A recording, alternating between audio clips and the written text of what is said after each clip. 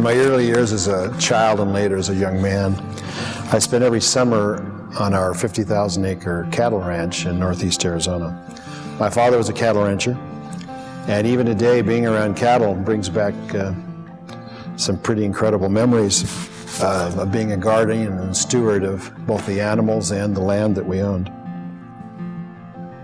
Every spring my father would buy yearling steers, and we'd go around the country and he'd buy them, and during the entire summer we would herd and maintain those cattle and hopefully have them gain several hundred pounds during the summer and early fall.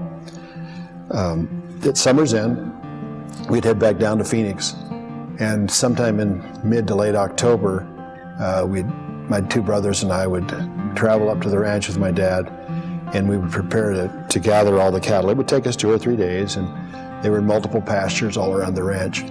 So we'd gather the cattle, and on the night before they were to be weighed and sold, we'd transfer them to a pasture. We called it our shipping pasture, which was near the house, but it was much smaller than the other pastures, and it had no water in it.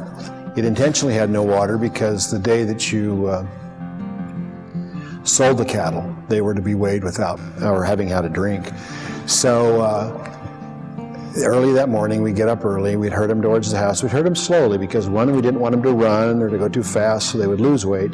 But number two, they couldn't have water, which would cause them to gain artificial weight. That morning, I can recall coming up to a spot where there had been a recent storm, and there was actually a little watering hole formed. There was a small little lake there. And I remember riding over to my dad and saying, "Hey, Dad, we can just go real slowly by this watering hole, and the cattle can get a little drink."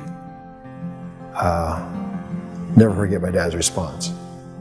He said, "Son, that's not the way it's done. These cattle are to be weighed dry. Keep the cattle moving."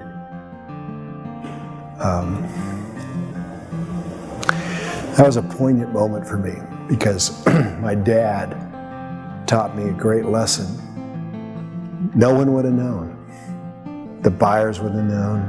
No one would have known except him and me and his boys. And that just wasn't the way you do things. You're not dishonest, not even in quiet moments.